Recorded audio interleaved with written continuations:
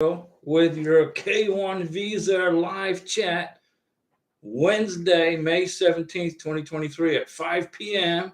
Central Time, U.S. time. And we are here. I am here to help you, pull you over the finish line and get you through this K1 visa process, which I know is difficult for you guys. And you're stressing out because some people are getting their visas approved before you did. That's okay.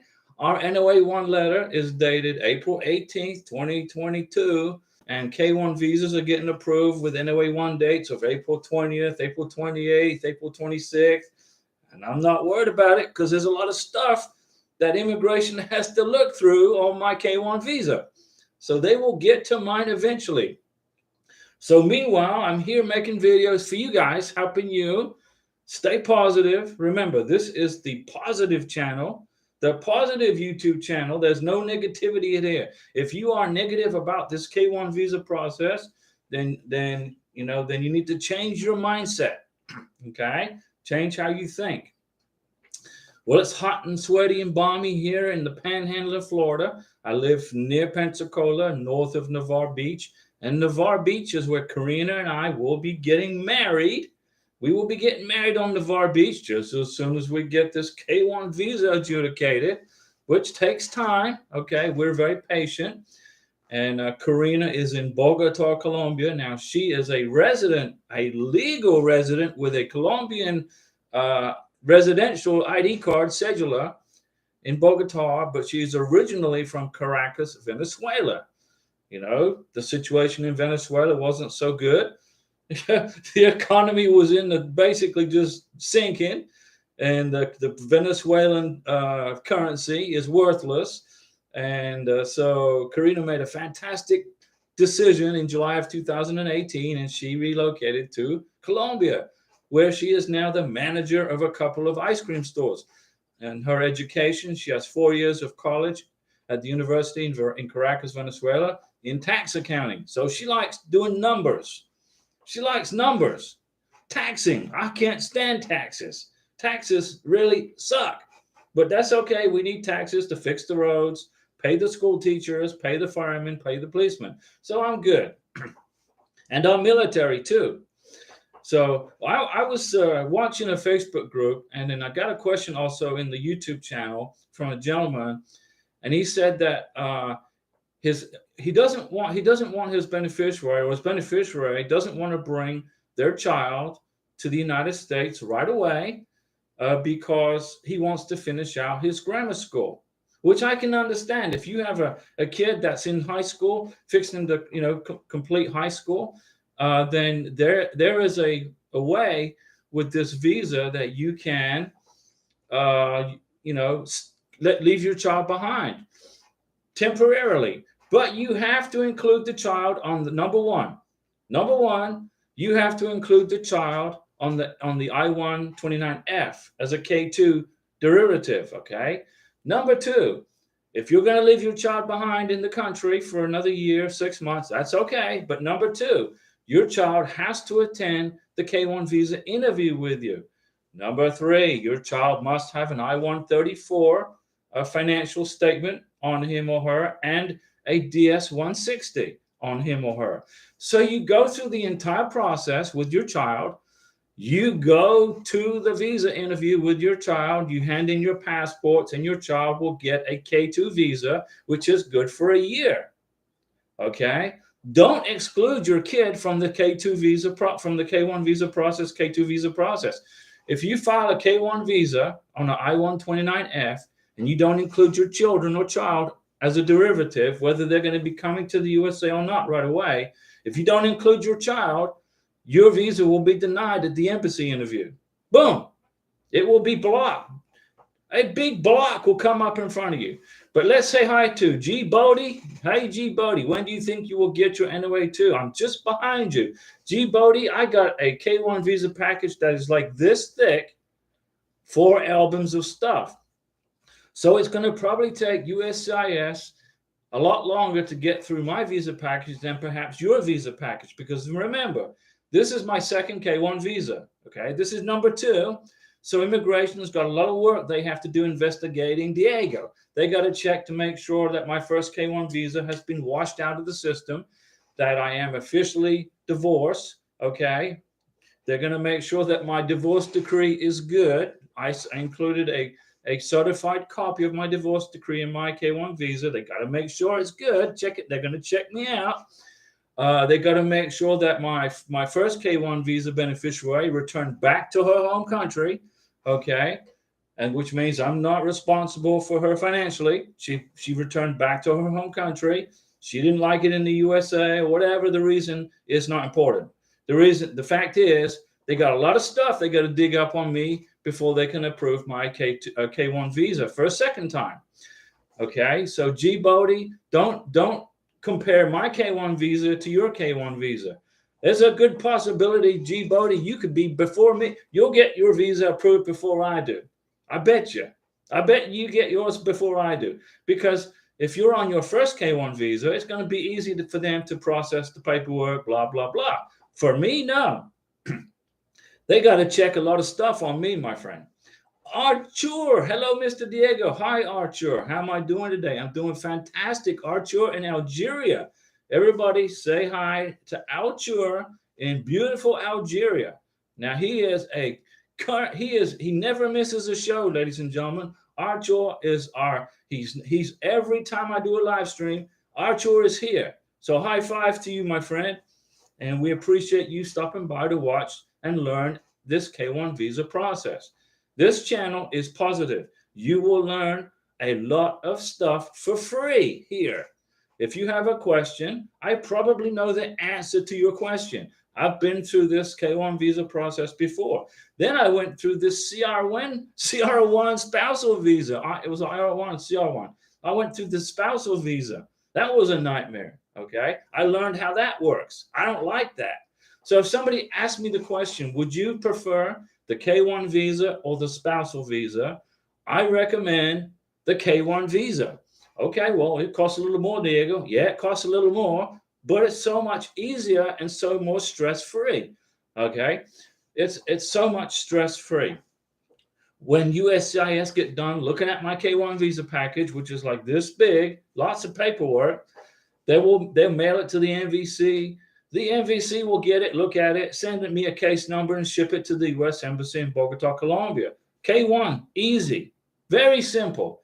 If that was a spousal visa, the NVC would get the visa package and sit on it for 6 months while they wait for me to upload documents into the SEAC system, the State Department website. Okay, I don't want to go through that again. Any little error, any slight mistake, boom, they send it back, and then you got to wait 3 months before they look at your case again. K1 all the way, baby.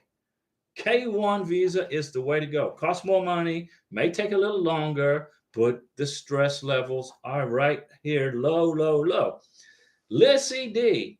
Hi, Diego. The medical insurance website you posted was very helpful.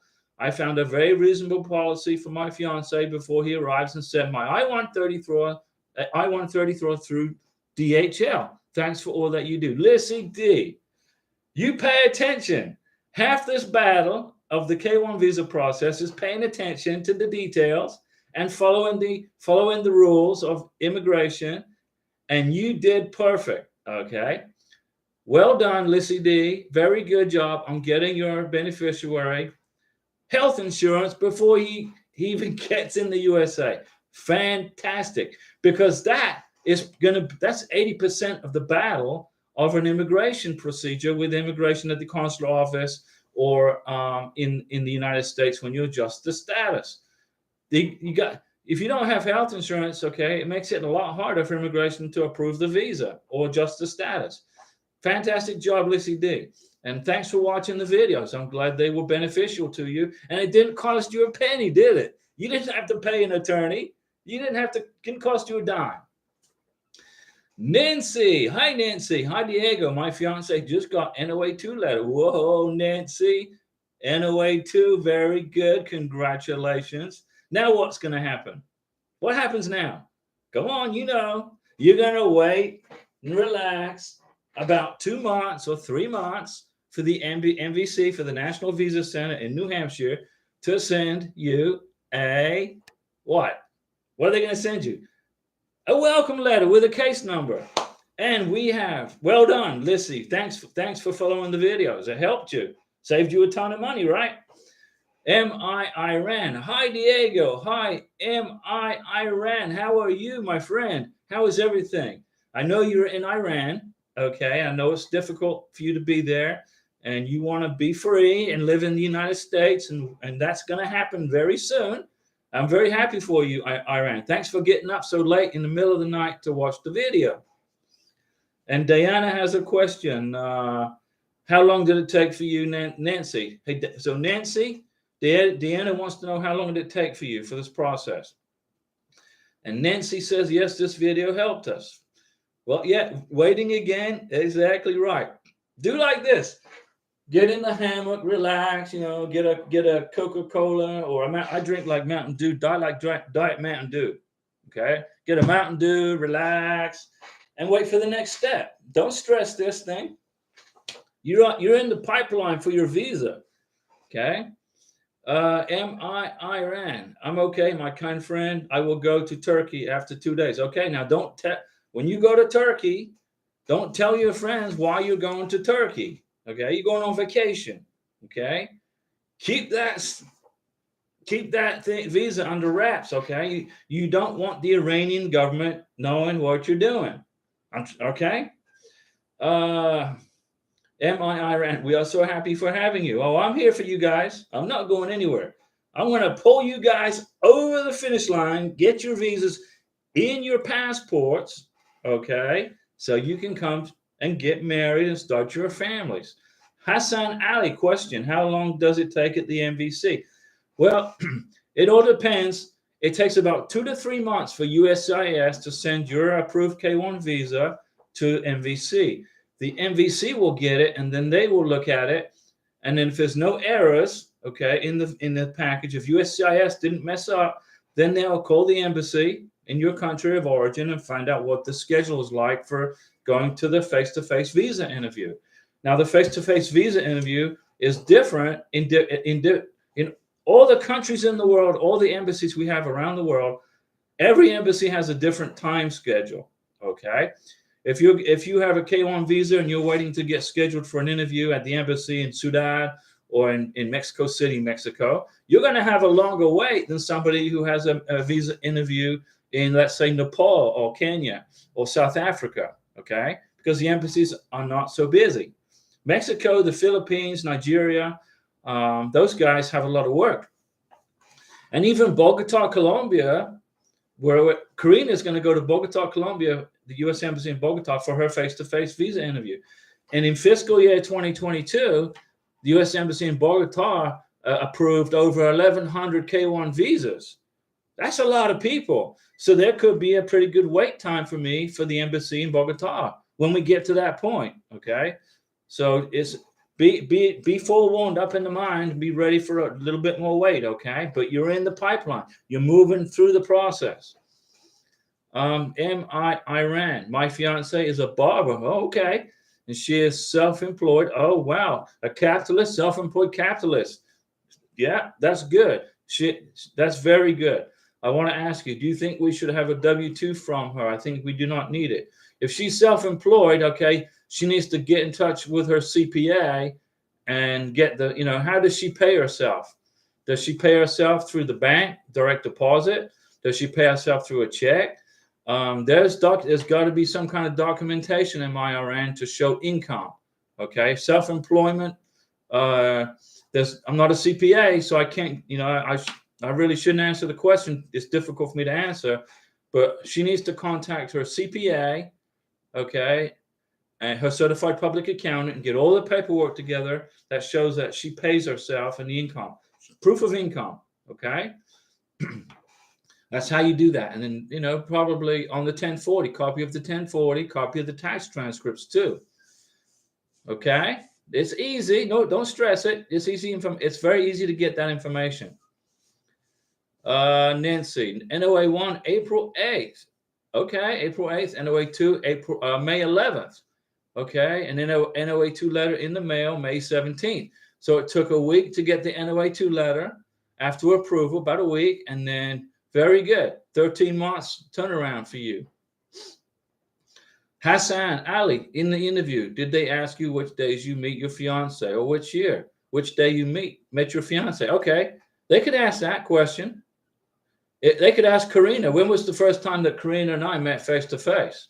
Well, first time was at El Dorado International Airport, August 27th, 2022.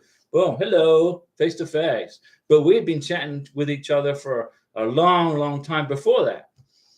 And then when do we get engaged? Well, I asked Karina to be my prometida on December 1st, 2022. On December 24th, we had an engagement party at our apartment in Bogota, Colombia. Why December 24th? Well, that's because it's so much easier to get all the family together because of Christmas. You know, their employers give them time off in Colombia. All her brothers and family basically live in Bogota. So December 24th was a step down day. Everybody was given a day off. So that was the day we had our engagement party because we knew we could get everybody together. So Zoila, hola Zoila. Diana, congratulations. Lanny A. Hola Diego and Karina. Any news for your case? No, we're still waiting, Lanny. We're waiting. We're doing like this. We're just relaxing. We're just waiting because we got a lot of stuff in our K1 visa package. This is my second time putting together a K1 visa package. So they got to investigate me a lot more deeper than if this was your first time. So we understand, and we hope immigration do a great job because we did everything by the book. We know how to do this. It's an easy process. Did everything by the book. And if I made any errors, then I will find out. If I get an RFE, I will find out. But I doubt it. So we're just waiting. Zoila still waiting for the appointment date. Okay, keep checking, Zoila. Get on that computer. Keep checking with the embassy, okay? Very important. Don't keep on looking. Hassan Ali. Thank you, Diego. You are the best. No, you guys are the best. I appreciate you watching the show. You know, I want to help you guys get through this process stress-free. You know, it's not a stressful. Most people stress it out and they create all these things in their mind about what could possibly go wrong. This could happen, that could happen, this could happen. You know, I'm from Iraq. Americans don't like people from Iraq. That's not true. Americans love everybody. Okay. You know, we may have disagreements with governments, but we love the people of Iraq. We love the people of Venezuela. You know, where Karina's from. I'm engaged to a lady from Venezuela. We can't stand the Venezuelan government. Communism doesn't work, guys. Communism is not good for anybody, you know. So Karina left Venezuela, and she's very, very successful now in a capitalist free market constitutional republic of Colombia. And her family, her mom is suffering terribly in Venezuela. You know, no medicine in the hospitals, no water in the hospitals, no food in the supermarkets because the government controls everything. It don't work like that in a capitalist country like the USA. We control how things go, not the government, okay? Anyway, let's see. Hassan, I am in Sweden, greeting you. Hi, Hassan, in Sweden. Now, Sweden, how's the weather there? Is it cold in Sweden? I know you're in northeast Scandinavia. You're in Scandinavia. It's got to be cold. Iran. I think 95% of K1 visa cases can get the visa at interview because they know people should pay a lot of money for the process and everything should be wait for a lot of months. Yeah, it takes a lot of money, takes a lot of time. And Treso Sala, I'm still waiting, Diego. Yeah, Treso, we're waiting too. Don't let immigration mess with your head. Okay, you'll get your visa. Just be patient. Okay, that's so true. I always tell people they work randomly on the cases, and it usually all depends on who's working your case. Some take their time, others move faster. That's right, Kay. You're correct. I hope I get an experienced immigration officer look at my K1 visa package. I want somebody who's been working for USCIS for 5, 10, 15 years so that they can process my case without messing it up. I don't want a newbie looking at my case. Here's what's going to happen with my case. A newbie may get a hold of it and look at it and go, I need help with this. This is too complicated for me, and pass it over to another immigration officer. Please let that happen. Okay? That's what I hope for. because there's a lot of stuff they got to look through my visa package. Tresor, April 22nd, received, still waiting. Yeah, you got to wait. Valiant Thor, if you sneak into Disneyland, should they let you stay if you get caught? And once you've been caught, should they give you real meal money and let you ride the rides for free? Valiant Thor, I love that. And we all know the answer to that, right? Is no. You get arrested, prosecuted for trespassing, and spend some time in jail for doing that. Iran, never worry, never be worried. Yeah, that's correct about your interviews. Right, you're right. Just answer the questions and you'll get the visa. That's correct. Valiant Thor, just asking. Valiant Thor, you know, Valiant Thor, that if you sneak into Disneyland and you don't get free rides, you go to jail. And elections have consequences, right? Who controls the border of the United States? Ask yourself that question. And that's the answer to the problem. Valiant Thor, great post. You know, so I hope everybody's doing well. The K1 visa process is not hard. And the most important thing is, before you mail your K1 visa package to USCIS lockbox in Dallas, don't be in a rush. I guarantee you it's sitting on your kitchen table, and tomorrow you're going to mail your K1 visa package to the lockbox. I guarantee you there's an error in there somewhere. There's a problem. But because you're in such a hurry to get it in process, you're in such a hurry, you're going to make a mistake. So instead of mailing it to the lockbox tomorrow, ladies and gentlemen, boys and girls, take a day off and go through that visa package again. Make sure that you spelled everybody's name correctly, okay? Make sure the passport numbers are in there correctly. Don't transpose numbers. You could have 65 as a 56. That's a problem. That's a problem. Don't do that. Just take your time. Take your time. Take your time, okay? Let's see here. Tres Osala, Diego, this is my second, but my first fiance did not go to interview.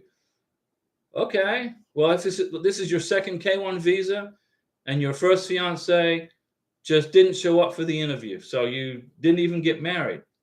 So you didn't have to go through the nightmare I went through. Right? I went through a nightmare because I got married. Then I had to get a divorce, and she was in a different country. So I had to find myself a good family law attorney in a different country to get divorced because she wasn't here. And now I have to prove to USCIS that she left the country.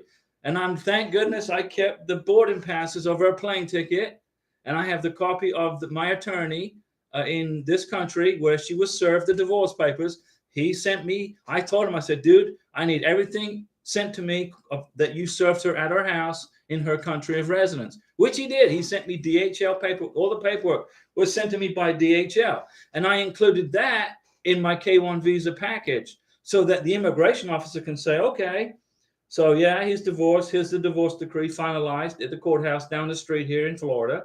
Oh yeah. Oh, okay. Here's a copy of her boarding pass where she returned back to her home country back in 2017. Oh yeah. Here's where Diego served her papers at her house where she lives in her foreign country, which means what? I got proof. I got evidence that she returned home. Immigration need to see that, okay? Valiant, let's see, hold on, let's not jump everybody here.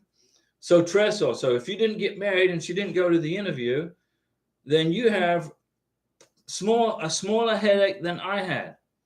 Benny Yao, hi Benny. NOA 1, April 20th, 2022.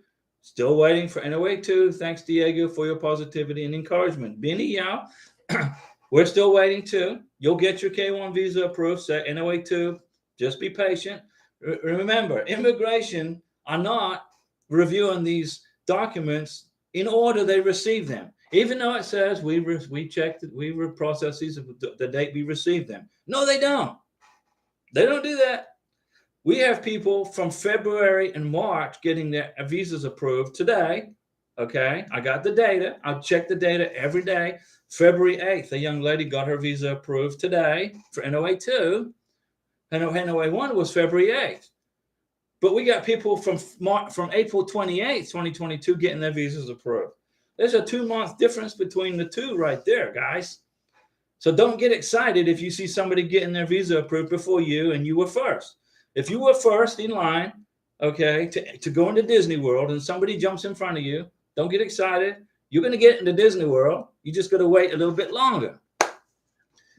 Teresa Sala, yes. So you didn't get married. She didn't go to the visa interview at the embassy. And the embassy, when you don't show up for a visa interview, the embassy will cancel it, and send you a letter. You'll get a letter from the State Department saying your visa was terminated because of failure to whatever. I got one of those. Let's see. Valiant Thor, have a blessed and productive day. Like and subscribe. Well, thanks, Valiant Thor. When people like, I never ask you guys to like and subscribe to anything. Don't you get sick and tired of watching a YouTube video?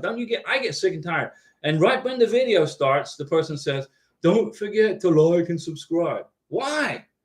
What if I don't like the video? What if I don't like the channel? Why would I want to subscribe to a channel I don't like? So I never ask you to do that. It's your decision. You either like it or you don't like it. What it does is if you find the information that's helpful, a subscription and a like helps the computer find more people to watch the videos. If you don't like the video, put, I don't like this. No, don't like this. But tell me why you don't like it. There's somebody out there that I'll make a video and then I'll get, 30 likes or 50 likes or whatever, 100 likes. And then one person don't like it. Okay, why don't you like it? What is it about this video you don't like? Let me know so I can make corrections to make it better. But I just think they just like to say they don't like it for the sake of not liking it. I don't even think they even watched the video. Okay. Valiant Thor, watching from Los Alamos National Laboratory, Isotope Production Facility. Whoa. Now, Los Alamos is in New Mexico. And I lived in New Mexico for 4 years. And a beautiful place. I absolutely love New Mexico. Now, don't tell us what you're doing in Los Alamos National Laboratories. It's top secret. So keep that a secret. Valiant Thor, I don't want you to get in trouble with your boss. We don't want the feds knocking on your door because you're on a YouTube channel telling us what you do. But we know it's secret work and we appreciate your service to our country. Aji Namandi, hi, watching from Uganda. Hi, Aji, beautiful Uganda. I love Uganda. The food is good too. You got this special kind of food you guys make in Uganda.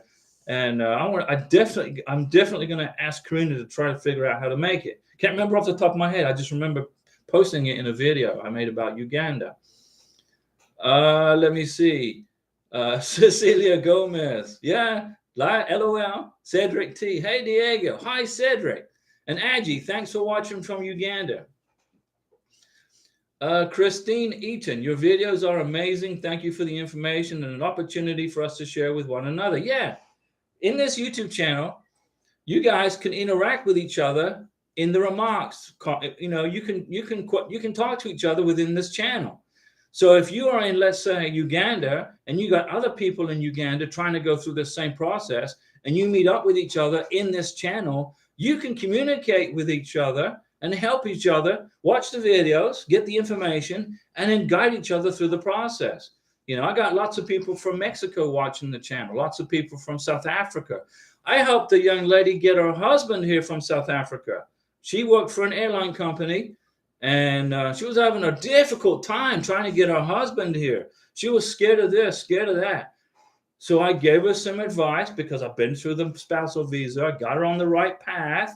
Guess what? Her husband is in the United States. And she sent me a video of him arriving at the gate, walking with his suitcase. It was fantastic. Let's see here. Renault, NOA 1, March 30th, NOA 2, May 4th. Moving really fast. Yes, indeed. We are moving really fast. Some of you guys are getting your visas approved much faster than before, which is fantastic. Okay. And let's see. Christine, your videos are amazing. Oh, I said that. Lenny A, congratulations to all you lovebirds for your approvals. Que viva el amor. Sí, me gusta, me alegra, me encanta tus palabras, Lenny. Dennis Jefferson. Hello, Diego. Most cannot travel frequently to ensure one has the originals for the interview. Please clarify which documents are required as originals. Okay. You got to have original I-134, okay, 13 pages, signed and dated. That's the critical one. That's the critical one.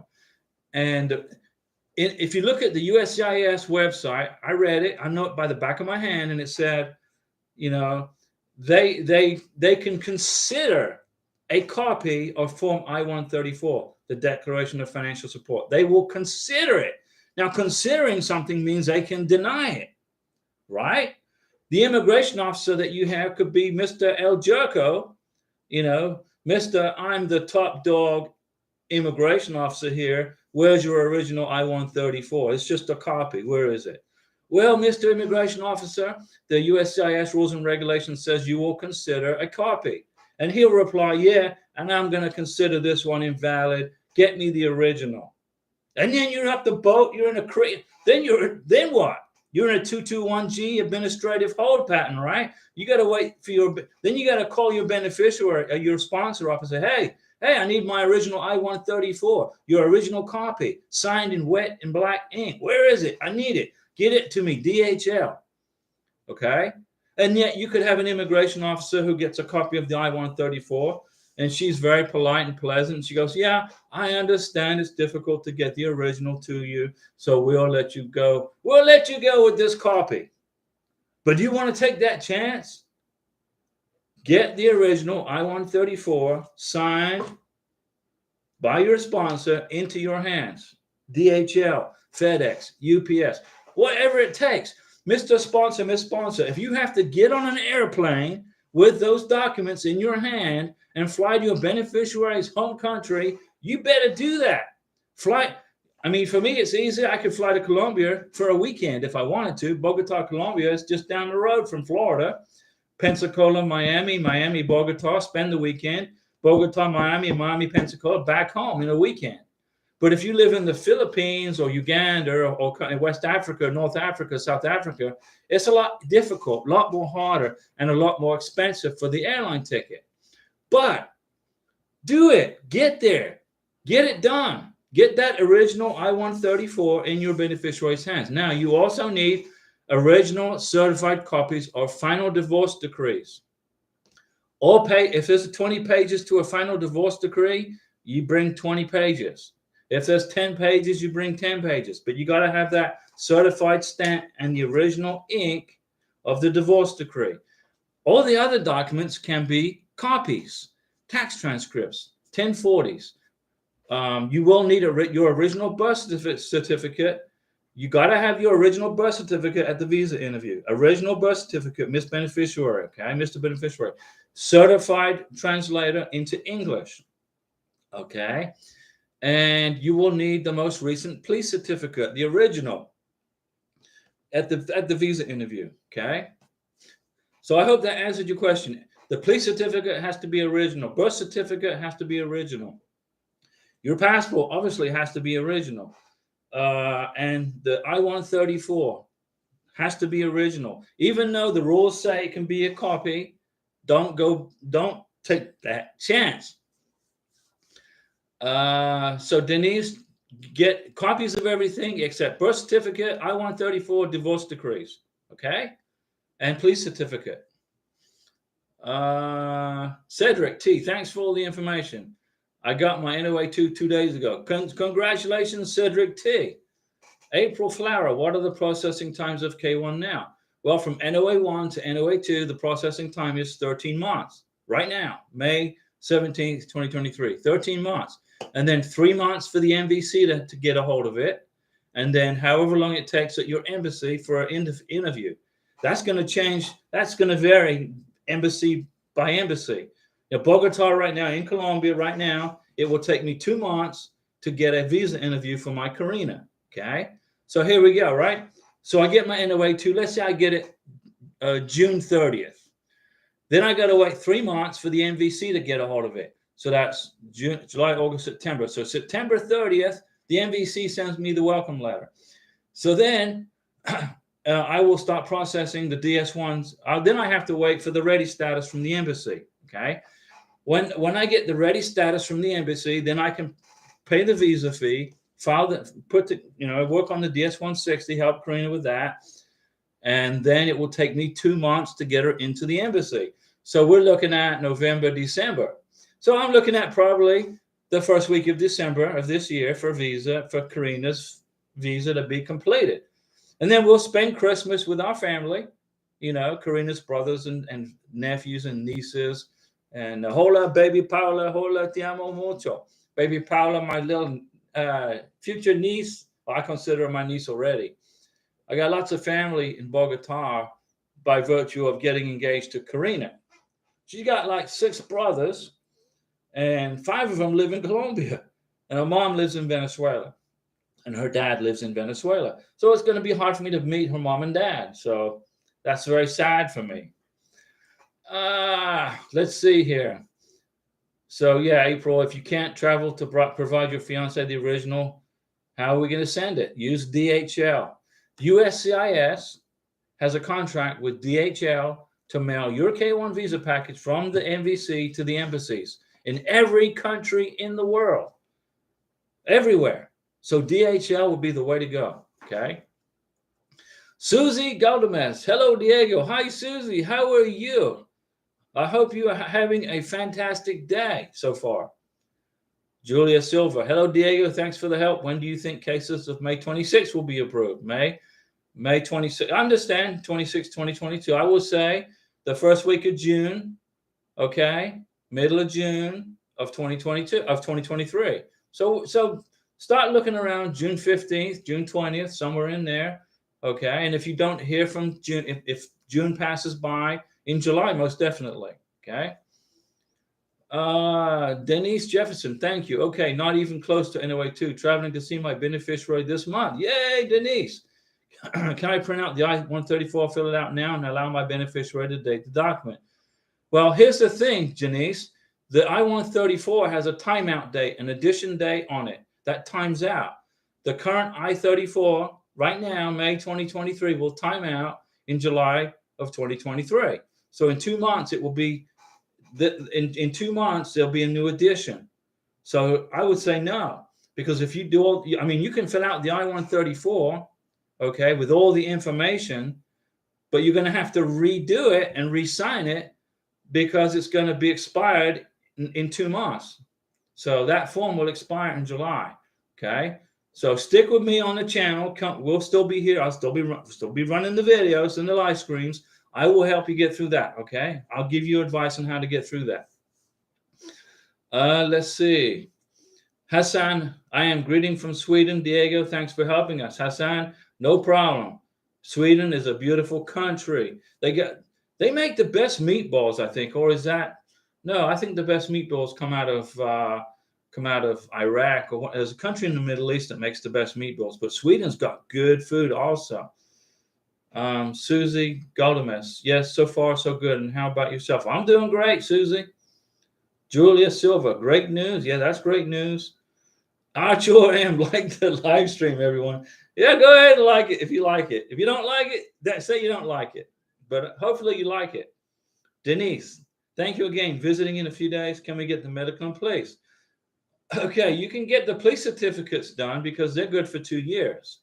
The U.S. State Department signed a decree that says that all police certificates are good for 2 years. Okay, so I went ahead. We got Karina's Venezuelan police certificate about 2 months ago. So it's good until like March of 2025.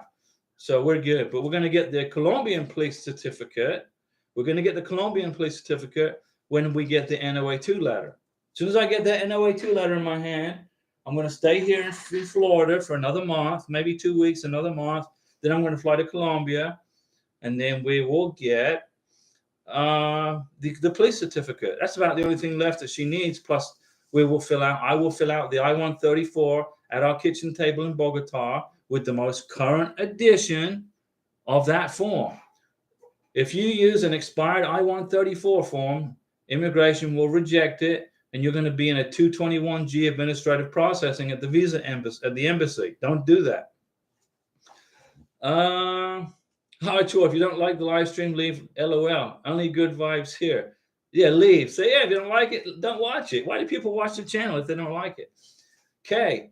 I completed mine already because I was so confused on how to fill out that new I-134, but definitely will follow up with your channel to redo it. Yeah, okay, here's what I would do. Go ahead and print the I-134, 13 pages, fill it out on your computer, but you're not going to use this form for your K1 visa pack, for your K1 visa interview, okay, for your beneficiary. But you can use it to practice on. Practice, filling it out and get it perfect so you know how to fill it out. So then when you do the real one, the real I-134 with the latest edition, you can take the old one as a template and copy the information over to the new one. But remember, the edition date's on the top right-hand corner and the bottom left-hand corner of the form. Check that before you do anything.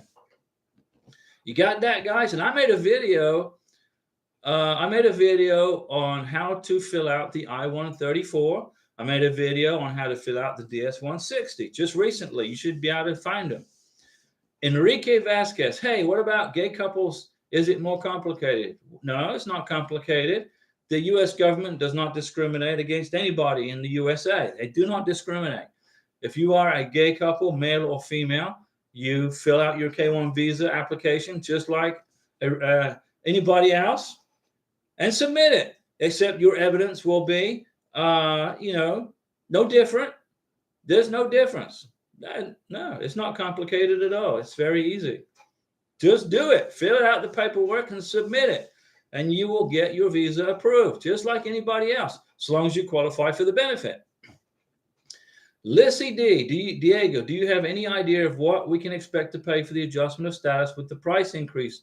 Here's my guess. Now, this is a guess. I bet you it's about $2,200 a person. Okay, that's a guess. And it's going to go into effect on May 30th, 2023, which is what? In about 2 weeks from now? I reckon it's going to be over $2,000. So when you adjust the status for your beneficiary, what you're doing is applying for a green card. If you have a K2 visa derivatives, a son or daughter came over, excuse me, you have to adjust the status for that person individually. So you're going to adjust the status for your beneficiary, your wife. You're going to adjust the status for your stepson or stepdaughter. And if there are 2 K2s that came into the United States, you're going to have 3 adjustment of statuses. 1 for the beneficiary, 1 for the son, 1 for the daughter. And it's going to be about $2,000 a piece plus, okay? Because you got to do biometrics too. So if you got 3 people coming to the USA, I would look to spend over $6,000 for your green card. Now that's just my opinion. It's not, it's not an official statement or anything. I'm not an immigration attorney. I don't work for USCIS, and it's not legal advice. It's just that I know how to do this process. Okay. So Lissy D, I would expect $2,000 plus per person. So, it is what it is, right? Denise Jefferson, I've heard you mention that my ID referencing my current address should be included as part of the original package. I did not. Was that a recommendation or likely show up as an RFE? I have heard you mention that my ID referencing my current address. Yeah, if you have a driver's license, like when I filed my K1 visa to the lockbox in Dallas, I made a big blow-up copy of my driver's license, which has my address and my picture on it.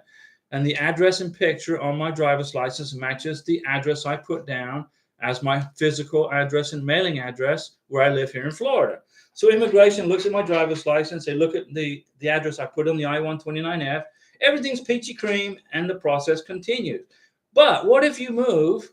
What if you do this? What if you file your K1 visa package to the Dallas lockbox, and you've been waiting and waiting and waiting, and then 6 months into the process, you decide that you're going to move from from this apartment to this apartment, or this house to this house, or whatever.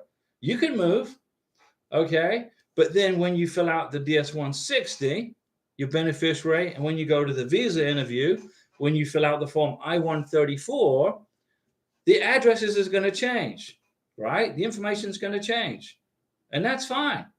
But the thing is this, I would also send a letter to USCIS notifying them of my new address, or you can do it online. You can do it online. If you have a receipt number from your NOA1, you can go online and change your address. And that way you don't miss any paperwork. Will you get an RFE if you didn't include it? Well, no, you're not going to get an RFE, no. But you better put your current address on your I-129F. When you filled out your I-129F, you're going to put in there your address, right? Where you live, your physical and mailing address. If you don't put that in there, immigration won't know where you are. So you won't get an RFE because I won't know where to send it. So you'll be all right. You're good, Denise. You're fine. Edward Tubman Jr. Hi, Diego from Liberia. Hi, Edward in beautiful Liberia. Lovely part of the world, guys. I love it. Beautiful Liberia. And thanks to everybody for watching from all around the world. Yeah, Denise, you're good. Don't sweat that. You're fine. As long as immigration know where you are so they can mail you paperwork, you're good. You know, let's suppose I decide to sell my house and move somewhere else right now. That would be kind of silly this close to my NOA2 letter. I would probably, it would not be a good move. But what if I had to? Well, the first thing I'm going to do is notify USCIS and tell them where my new home is. I'll go onto the online USCIS online case status. What's the status of my visa? Go in there. There's a place where address change, and I can change my address there. But I'm not moving. I'm not going anywhere until Karina is here with her green card. Okay, Kay, I have a quick question. I wanted your opinion. I recently started a new job. Okay, so congratulations, and added my taxes and W-2s along with a letter stating my start date salary from my new job. Do you think that will be fine? Perfect. You did exactly the right thing. Perfect. Good job, Kay. Now, that's great.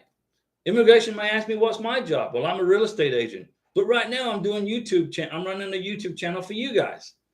So I should be outside selling houses, but I'm not. I'm doing videos, but I'm having fun.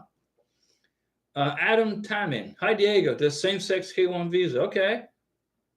Treated the same as everybody, as a normal one. Absolutely. A same-sex K1 visa is treated just exactly the same as not a normal one. It's not abnormal if you're in a same-sex K1 visa package. It's not abnormal. That's normal too. So they're both treated exactly the same. The U.S. government does not discriminate. Okay, thank you so much. I was a little worried. No, okay. Don't let immigration rent space in your head and make you worry. You're good. If you feel like if you got a question that you're concerned about, I do this live stream 3 times a week. That's 12 times a month. Wednesdays at 5 p.m., Saturdays at 7 p.m. to help people in the Philippines because of the time difference. And then Sunday at 11 a.m. to help people in South Africa, Kenya, Uganda, Ghana, etc., Nigeria, because of the time. The planet, everybody on this planet is watching this video somewhere in the world, and everybody's in a different time zone. Like Iran, it's like 2 o'clock in the morning where she's at. So, I'm trying to make it so I can reach everybody in their time zone so they don't have to be, drinking coffee and rubbing their eyes to stay awake. Julia Silva, Brazil here. Hello, Julia in Brazil. We're glad to have you here along with us. Welcome to the group. We're glad you're here. Brazil is a neighbor of Colombia. And I'm seriously thinking about going to Brazil on vacation once I get this NOA2 letter. I'm going to fly to Colombia. Then I might whisk Karina off to Brazil for a week's vacation in Brazil, Sao Paulo, Rio de Janeiro. Rambling Man Kia Dan. Question for the Philippines. Philippines, okay. Do the children have to go to the CFO class with the mother? I've heard it gets pretty graphic in the class. Well, it depends. If the child is 16 or younger, probably not. But 16 or older, probably yes. But what I would do is contact the Philippine government and ask them that requirement. Because, the CFO is a requirement to leave the Philippines because it helps Filipinos understand that they're leaving their home country and to be prepared for a new life in the USA. So it can be pretty graphic, but the Philippine government makes that decision. So, find out from call the CFO office. I believe there's one in Manila and there's one in Cebu, if I recall. Can't remember, but Manila, there's an office in Manila. Find out from them what's the age requirement. Julia Silva, yes, I've been to Medellin. Beautiful. Medellin in Colombia, the city of eternal spring. It's 80 degrees all year round. I've never been to Medellin, but Karina, my beautiful prometida, Karina has been to Medellin on vacation. And I'm so jealous because she sent me all these pictures from Medellin. And I'm like, man, I want to go to Medellin now. But we got to conserve money too, just like you guys. We can't be spending money like crazy. We got to show immigration that we're fiscally responsible. Julia Silva, check the Marmelo restaurant if you haven't. Great view of the city and mountains. Okay. Marmelo restaurant. Okay. I bet Mamo Leo restaurant. El Restaurante de Mamo Leo. I bet Karina went there.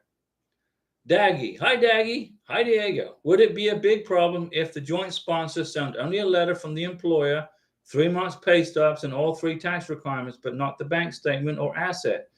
Okay, if the income is sufficient, you don't need any asset information. So forget about the assets if your income is sufficient. But bank statements is a requirement. They want to see bank statements, okay, Daggy? Because a bank statement is a document that is impossible to forge. When you can't. Not saying that you guys are forging anything, obviously not. But they want to see bank statements. Assets are not required if you meet the minimum income requirements. And so get the bank statements. Get on him. Get on your sponsor. Get on the phone. Tell him, hey, get them. Denise Jefferson, me and my beneficiary have a significant age difference. Okay, so do I with Karina. Okay, you're older, so am I. Can you give best advice as how to overcome this hurdle when proving the evidence of bona fide relationship? Okay, well, you've been on trips together, surely. You've been together, you got hotel receipts, you got photos together. You can get affidavits from family members and friends attesting to your relationship. I'm older than Karina, and our relationship is real. I mean, my name's on the rent. My name's on the rent for our apartment in Bogota. Just evidence. At least 12 years, at least 12 months worth of evidence. Okay, I would put a minimum 12 months of evidence that you guys have been together. Receipts, hotel receipts, dinner dates, credit card receipts, hotel. You're in a hotel together. His name, your name's on the hotel. Stuff like that. The age difference isn't a big deal to the immigration officer. What's the big deal is the relationship real?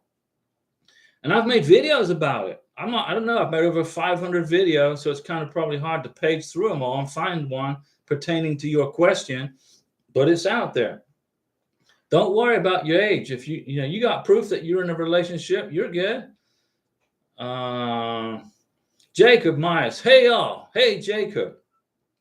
Okay, Jacob got approved April 19th. His NOA 1 was April 19th, 2022. So Jacob got approved. His NOA 1 was April 19th. Now, my NOA 1 is April 18th. So Jacob got approved before I did. Now, that's no big deal for me. I'm not going to get upset about it. I'm just glad for Jacob because remember, my visa package has got a lot of stuff to investigate. Diana Figueroa, yay, congratulations. So Jacob was April 19th, 2022 to May 17th for NOA 2. Good job. Daggy, he can't provide it because he closed it because of a personal problem, but he meets way more than enough for the requirements. Okay, well, he needs to open up another bank account, Daggy. He has to have a bank account. I can't provide the back system as well because I don't have much savings. Now, you don't have to worry. Daggy, don't even worry about you. Daggy, if you're the beneficiary, right? You're the beneficiary. When he fills out I-134, everything's going to be zero for you. The Declaration of Financial Support. What is your income? Zero. What are your assets? Zero. Zero, zero, zero, zero, zero. The Declaration of Financial Support is not about you. It's about the sponsor. So you don't have to worry. But what he needs to do is open up a bank account. Okay. Daggy, you're the petitioner. Daggy, you're okay. Daggy, okay. Well, Daggy, if you're the petitioner, your beneficiary doesn't have to have a bank account. It's not important. It's got nothing to do with the K1 visa. The K1 visa is all about you, Daggy, the sponsor. How much money do you make? You know, how good is, what is your financial stability like? So you got to have a bank account, Daggy. You got to have something that shows where your money's going. Because if you don't have a bank account, how can you prove where your money's coming from and where it's going to? You know, was your employer paying you cash? I don't think so. He's paying you by check. What by check? I don't know. Benny Yao, Nancy, when was your NOA 1? Okay, Nancy, Benny Yao wants to know, when was your NOA 1 date? What's your NOA 1 date, Nancy? So that Benny can figure it out, the time wait. The biggest thing about this K1 visa process is the waiting. And then because it's such a long time to wait, you get all these thoughts going through your mind. You know, did I do this wrong? Did I do this wrong? Is this correct? Did I include enough photos? Did I include enough evidence? And you start getting mentally worn down, questioning your petition. Well, I'm sure you guys are going to be just fine, and you just got to wait out the process. And remember, when you get your NOA 2 letter, you have more waiting to go. 3 months at least for the MVC to contact you, and then you have to wait for the ready status from your embassy. So let's suppose I get my NOA 2 letter June 1st. It's going to take 3 months to get the ready status. The MVC welcome letter. So that's what? June to July, August, September. So September. And then I got to wait for 2 months for a visa interview. So that could be November or December for Karina. So we know it could be December. And what if the embassy closes for Christmas? You know, they downsize their staff because they're giving people time off for Christmas. Okay. So it could be January before we get in there. So as long as you can plan for that and keep your mind calm and don't worry about anything, you're good. Denise, so true about the worry. Are you clairvoyant? No, Denise, I'm not clairvoyant.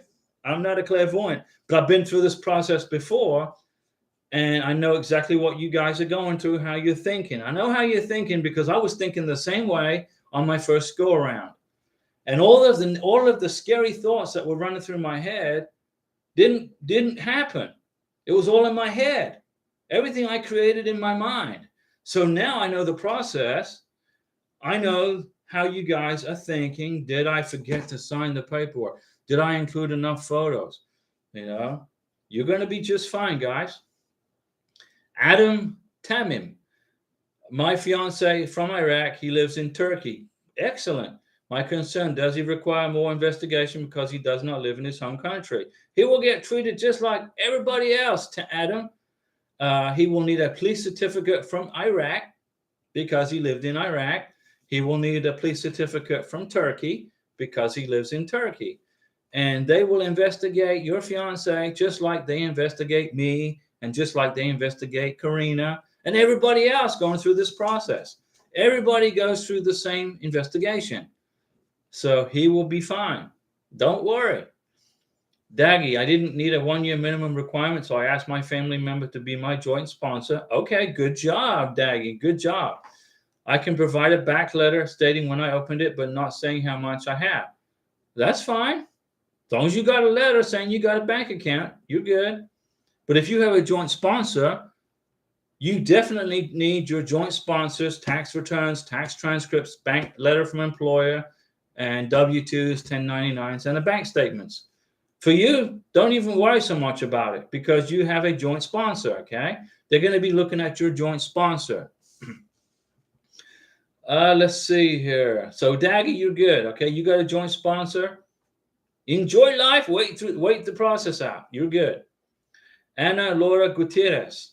Hello, Diego. I just want to thank you for creating this channel. You've been a guide for me in this process. my Tunisian fiance and I can't wait to get married. Here, thanks for telling me to be patient. Anna, no problem. You've got this. Congratulations, and give my best wishes, okay, to your fiance in Tunisia. We love our friends from Tunisia, guys watching us from Tunisia. We thank you for watching, and I'm glad that this channel has been helpful to get you through the process. Remember, I am right now going through this exact same thing that you guys are going through right now. And I guarantee you there are folks who are watching this channel right now who are going to get their visas approved before I do. And that's good because I understand the process. I don't get stressed out about it. It's just a process. It's a bureaucracy that we have to endure. And then at the end of it, you guys get married and you start your lives together. And Niceway has a question. Diego, did they approve you yet? No, not yet. We're still waiting. Niceway. Nica Siete. Hi, Diego. I plan on picking up my fiance from Nicaragua and traveling the U.S. with her. I'm curious as to what customs will ask us. What is the process at the airport? Okay. Number one, the airport in Nicaragua is probably the most dangerous one in the world. So you're brave to be flying in and out of Nicaragua. That's a scary airport. Woof. But when you land in the United States of America, you're going to see two signs at the international arrival gate where you get off the plane. Green card holders this way, American citizens this way. You will take your fiancée by the hand and you will not separate at the airport. You will bring her with you to the U.S. citizenship line. The U.S. citizenship line is where you will be entering the United States. You're going to get in line there. And then when you get to the big, scary immigration officer at the check-in behind a glass window, you will present your passport, and then your beneficiary will present her passport, and then you will tell that immigration officer you are in a K-1 visa process and you need to be adjudicated by an immigration officer. The immigration officer will find another person, and they will take your beneficiary off into a little room and ask him or her questions. Okay, about the process. Are you married? Did you get married before the K-1 visa process? He will open up the sealed envelopes that you have that immigration gave you at the embassy. Do not open those letters, ladies and gentlemen, boys and girls. Only an immigration officer can open those at the airport by Customs and Border Protection. So you get off the plane. Karina's with me in Miami. She's going to accompany me through the U.S. citizen line. We're going to get in line with 1 million other people who got off of 10 other flights from 10 different countries. We'll make our way to the immigration line. We'll get to the immigration officer. I'll present my passport and then listen to whatever ration of garbage I got to listen to from him, or it will be good, depending on whether he's having a bad day or not. And then Karina will present her passport with the K-1 visa in it. And then he will say, you have to have an immigration interview, Miss Karina. And I will follow her to the little secret room where they have their immigration interview. And I will not be allowed inside. I will wait outside. I'll be looking at Facebook on my cell phone, or I'll be answering your questions in YouTube, waiting for her to get done with her visa interview. It's easy. She passes the 5-10 minute immigration test. They go into a computer. They'll punch her K-1 visa number in the computer to make sure it's not a forgery. Boom! There's Karina's name. There's her face showing up on the computer in the airport. She's good to go. Boom! Welcome to the United States of America, Karina. Remember this, guys. When you adjust your status, wait about 2 weeks. You must include Form I-94 in your adjustment of status. Form I-94 is the legal entry of your beneficiary into the United States by Border and Customs Protection, by the immigration officer. So when you do that face-to-face visa interview in the office at the airport, the immigration officer will put in there and will create for you an I-94 number. And he will say, or she will say, yes, Karina entered the United States legally and had her face-to-face with an immigration officer. you will need to print that form and include it in your adjustment of status paperwork. Very, very, very, very important.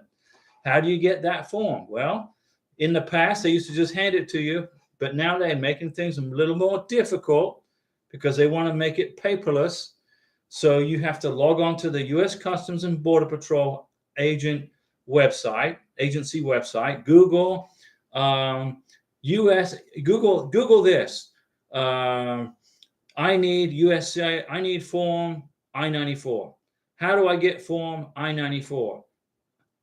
Form I-94. Google it, and it will bring you to that Customs and Border website, and it will give you directions on how to get it. You have to punch in your beneficiary's name, first name, last name, middle name, date of birth, or passport number, his passport number. Then that will populate a form on that website, which you print. And make 2 copies, make 3 copies, just in case you lose one. And then you include that form in your adjustment of status. Let's see here. Boom, boom, boom. Lots of questions, guys. This is great. So you get Nicaragua, fantastic. Spend a couple of days there. Daggy, he can provide the bank information, but he can get a limit similar to me stating he has an account, but know how much is it. Okay, do that. That's fine. Go ahead and do that. Got to have a letter saying you got a bank account. Treso Sala, Diego, me and my fiance, we just came from Dubai. Dubai, beautiful Dubai. I made a video about Dubai. I love Dubai. Its infrastructure there is fantastic. The skyscrapers, the roads, the restaurants. It's like 23rd century city. Denise Jefferson. I will meet my beneficiary's family in 10 days. Get lots of photos together. Any photos we take were not available at that time of filing, costing me a bunch in travel to satisfy these elements of the process. Let me reread the question. I will meet my beneficiary's family in 10 days. Okay. In 10 days, when you're with your family and her friends, family, friends, his friends, get lots of pictures together. Okay. Any photos we take were not available at the time of filing. Okay, don't worry about it. You bring them to the embassy interview. When you go to the face-to-face visa, when your beneficiary goes to the interview at the U.S. Embassy, that's when you bring all the other stuff with you. Like I got a ton of photos and pictures with Karina. I lived with Karina for 10 months after I filed for my K-1 visa.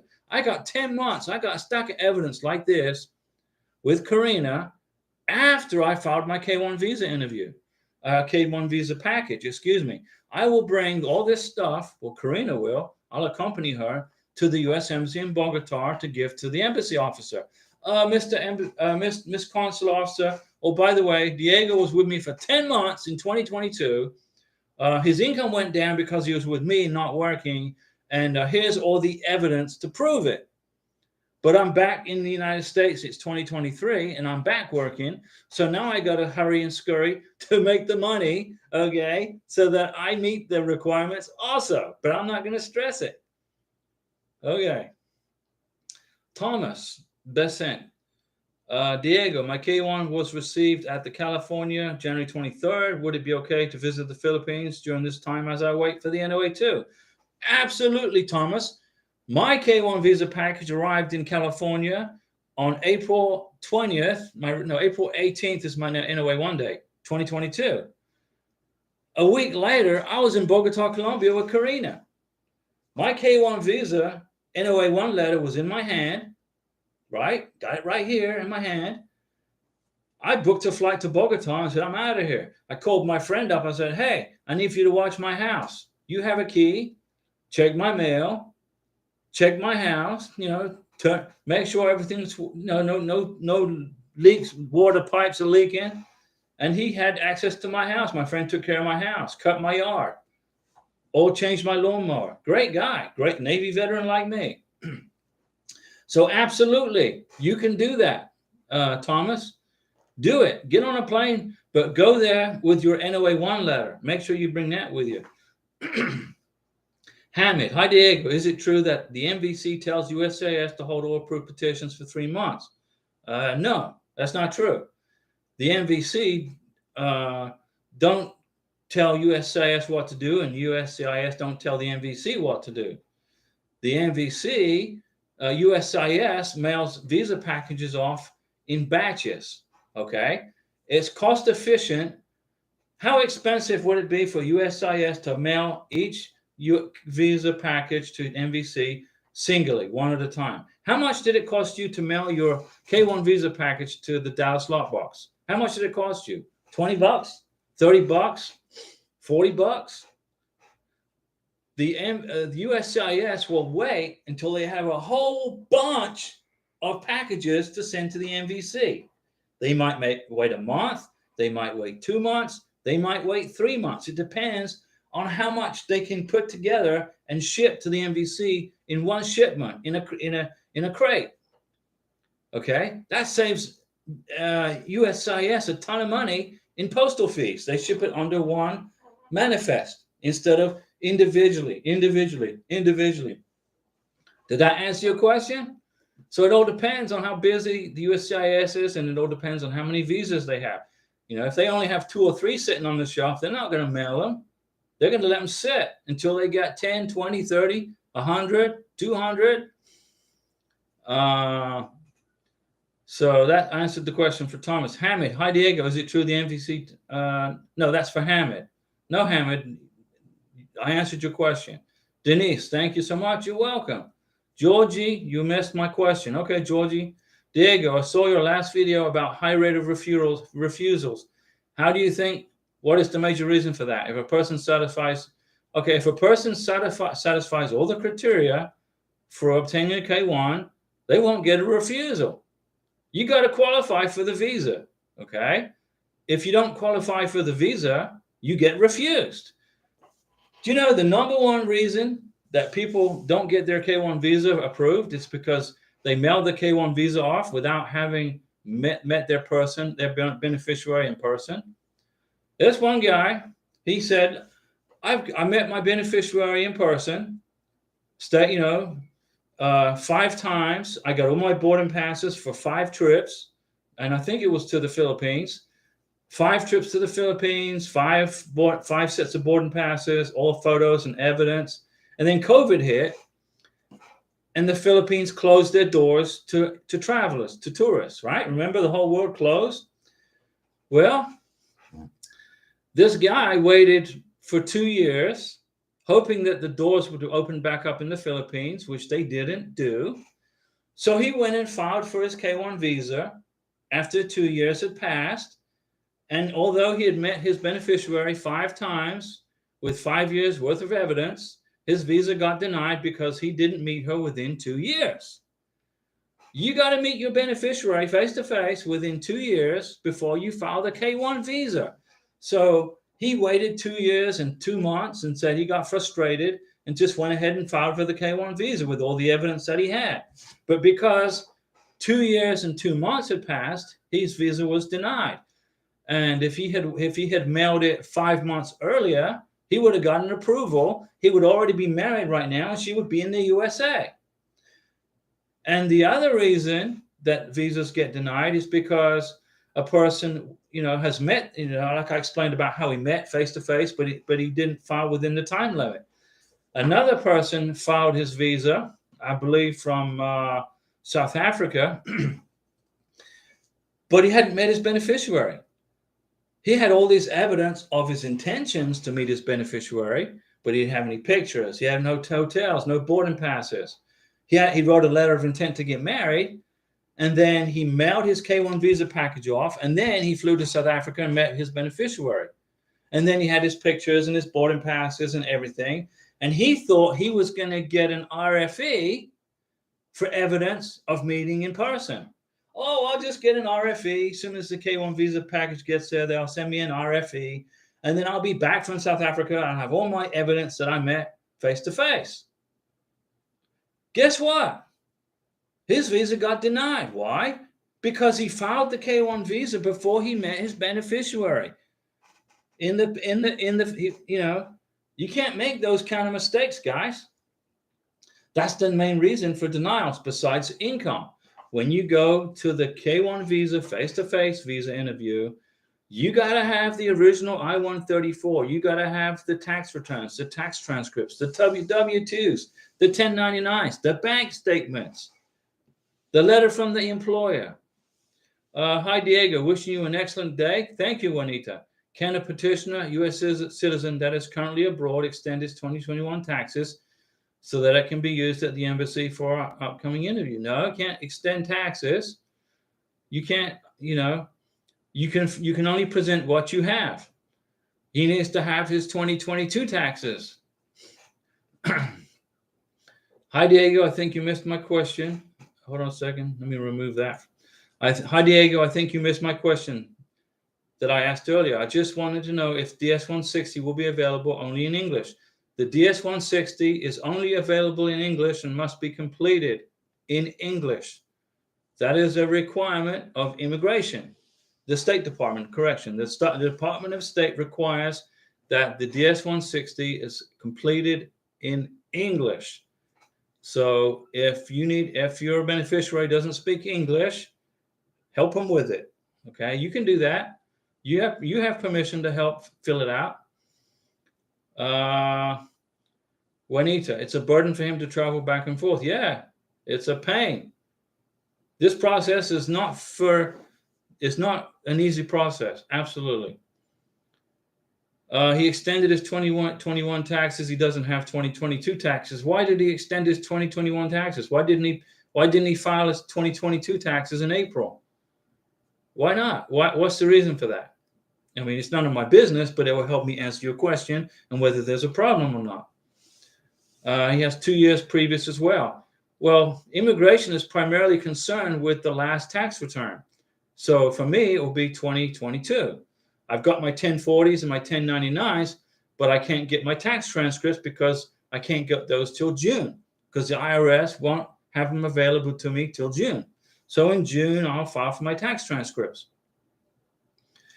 Denise, when you say bank statements, are you suggesting that 36 months is required or 12? Only 12 months. You only need 12 months worth of bank statements or one letter by the bank officer saying this is how much money was deposited in this bank in 1 year. This is the balance, and this is when you open the account. What I'm going to do is I'm not going to ask my bank officer to do that. I'm just going to give the immigration officer 12 months worth of my bank statements. There you go. And I'm going to highlight in a yellow marker where my deposits are. My Naval retirement. Boom, boom, boom. Thomas, thank you, brother. Simplify. I make it as easy as possible for you guys to get through this K-1 visa process. You can do it. And if you have a question, if you're not sure, ask me. I know the answer. If I don't know the answer, I'll find it. Okay? I'll get the answer to you.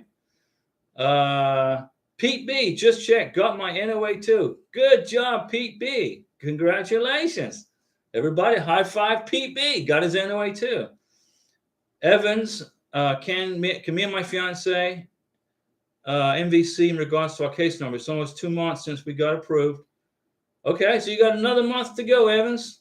Hang in there, my friend. In a month from now, you will be hearing from everybody. You're going to be scrambling to get all your documents together. Okay, so Pete B, April 27th, NOA 1. And then April 17th, NOA 2. So that's about, what's that? It's less than a year. Or you mean May 17th, NOA 2. Kelson Hartle. Is there any way to check the current waiting time for scheduling a final visa interview in Brazil? It's 2 to 4 months, Kelson, for Brazil. It's 2 to 4 months, okay? I just did a video on Brazil. And I helped a young lady who got the heck out of Venezuela. She got out of Venezuela years ago. She relocated to beautiful Brazil where she could live free and be happy. And then she met an American. And then her Venezuelan passport expired. So she was panicking about that, and I helped her get through that hurdle. And now she just got her visa approved at the embassy in Brazil. Daggy, you skipped my question. Okay, Daggy, what question? Where is it? Repeat it. Repeat it, Daggy. Please repeat the question, and I will pay more attention. Yep, sorry, my heart rate must be 160 right now. Absolutely, and we're all this in the same happiness for you, Pete B. Daggy, I need for you to repeat your question, okay? Let me see. I got a page up, and then I'll miss everybody else. Okay, hold on a second. Daggy, let's see. So I see comments stating they got the welcome letter in 5 weeks and others in 7 to 8 weeks, but quite a lot are and still waiting for 3 months. Is it all about luck, like NOA1? Yeah, it's all about luck, Daggy. It's all about the USCIS mail clerk walking through the warehouse and looking up at the shelf and saying, oh man, I got to mail these off to the MVC. Oh my goodness, there's only 3. No, I'm going to wait. So the mail clerk at the USCIS will wait another month until the collection gets bigger and bigger and bigger. And then 2 months have passed. No, still going to wait a little bit longer. And when he has enough visa packages to squeeze into a crate to send to the MVC, that's when he's going to mail it. Because they don't want to mail them individually or piecemeal it because it would cost a fortune in postage. So they're waiting and waiting and waiting for the crate to fill up with NVC with K1 visa approvals.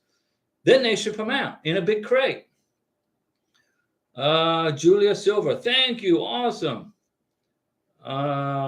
Kelson, is there any way? Okay, Brazil's 2 to 4 months. Kelson, Daggy, I just answered your question for you.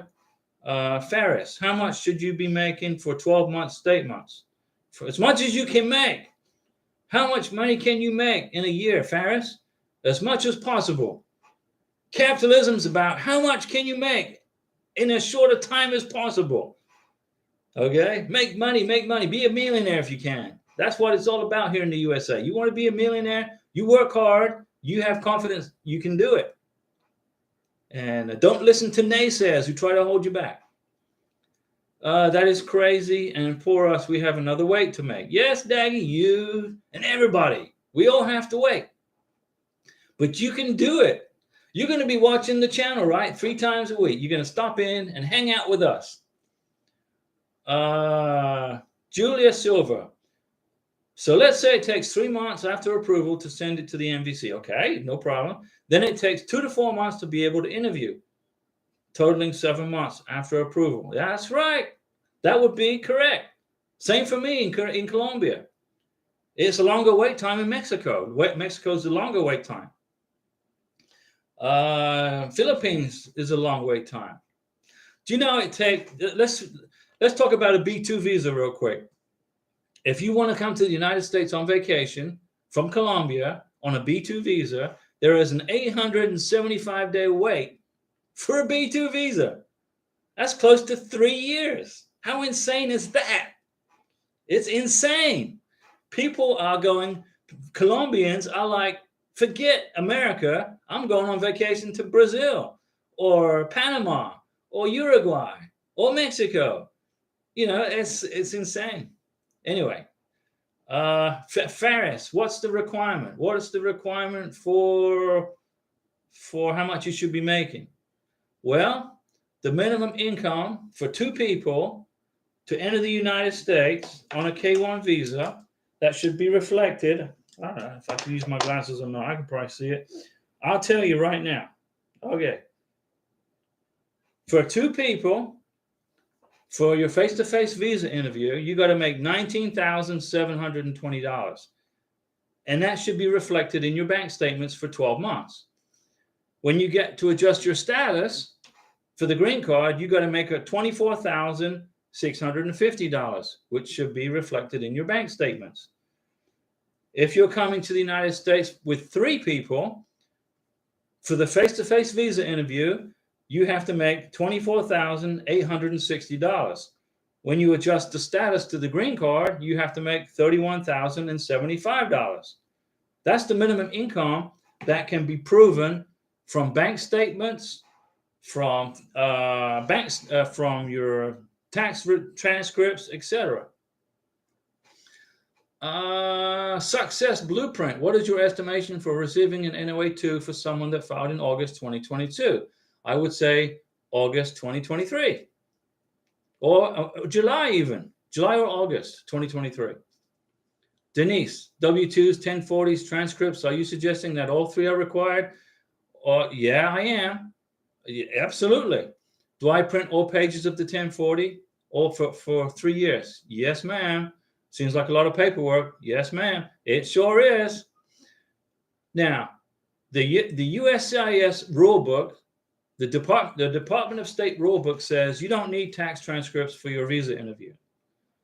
But immigration officers are asking for tax transcripts at visa interviews at the embassies, even though it's not required. And if you can't provide the tax transcript, you get a 221G administrative processing hold on your K1 visa, which could be 3 or 4 months. So here's my opinion. Here's my recommendation to all of our wonderful, beautiful people watching this video channel right now. Get your tax transcripts for 3 years. Get your 1040s for 3 years. Get your W-2s for 3 years, your 1099s, okay? Or if you're self-employed, your self-employment documentation for 3 years. Get your bank statements for 1 year, the last year, 12 months. Bring that, give it to your beneficiary. So your beneficiary is in the interview with the visa immigration officer and he says, I need your 1040s. Boom, here's the 1040s. If he doesn't ask for the tax transcripts, don't give them up. Keep them in your bag. Or the immigration officer could say, Miss Beneficiary, I need your tax transcripts, the last year for your sponsor. Hey, there you go. The rest of it stays in your bag.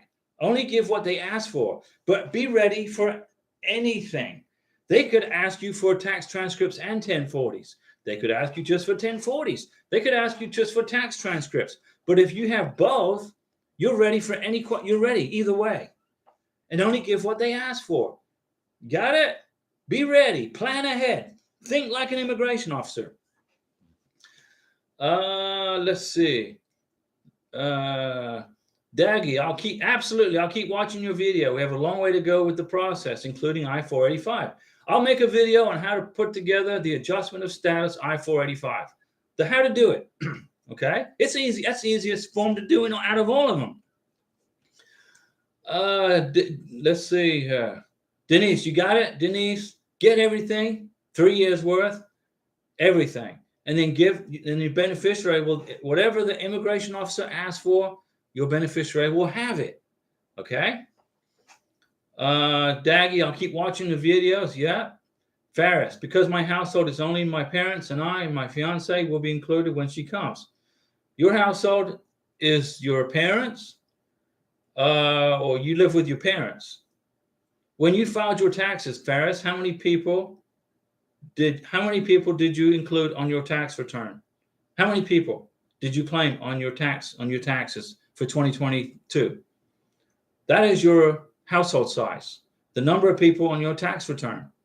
Okay. So if you filed single on your tax return without any dependents or any claim, you didn't claim anybody, it's your household size is going to be you and your beneficiary, which is 2. Denise, you are a wealth of knowledge on this process. We are also grateful that you're taking time out of your day to share. Denise, I'm glad to help. I know what I went through on my first K1 visa process. The first time I went through this, okay, was an absolute nightmare for me because I didn't know what I was doing. And it was scary. Everything, immigration rented space in my head. But when I completed the process to when my beneficiary came to the USA, it wasn't so bad. I stressed about absolutely nothing. The things I worried about never happened.